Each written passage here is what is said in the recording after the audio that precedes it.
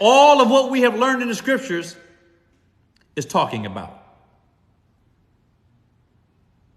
This is my God.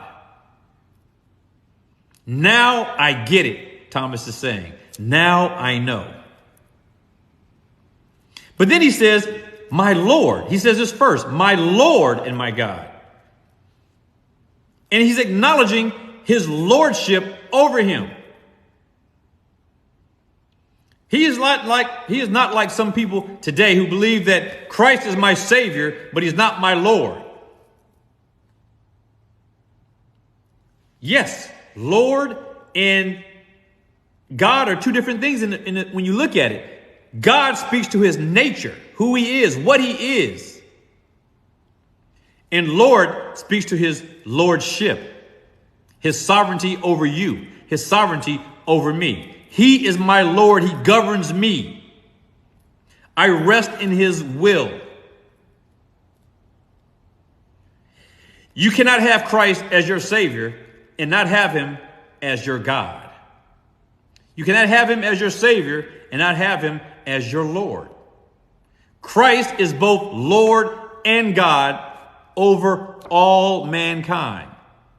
And the realization hit Thomas hard. We call him Doubting Thomas. But he was Doubting Thomas before this scene. But when he saw Christ at this scene, he was no longer Doubting Thomas anymore. He was Believing Thomas. And this also shows us that we can walk with Christ for years and never know him as your Lord and your God. And so many people do that. There are so many people that belong to these denominations. Seventh-day Adventists or the Jehovah's Witnesses. They say that Christ was not divine. He was just a man. He wasn't divine. So to them, he's Lord, but not God. To other groups, he's God, but not Lord. To other groups, he's neither. To the Islam, he's just a prophet. He's not Lord or God. Well, who's right? Thomas or the Seventh-day Adventists? Thomas or the Jehovah's Witness? Thomas or the Catholics?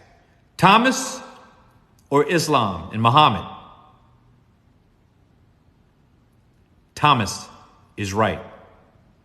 Jesus Christ is Lord and God, and he must be your Lord and God if you would have salvation.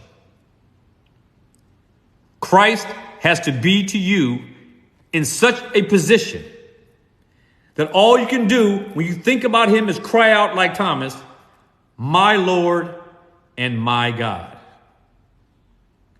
And unbeliever, if you don't know Christ, if you're one of those people who needs to see evidence, you cannot see the evidence until you've been given faith. Asking Christ for faith, he will give it to you.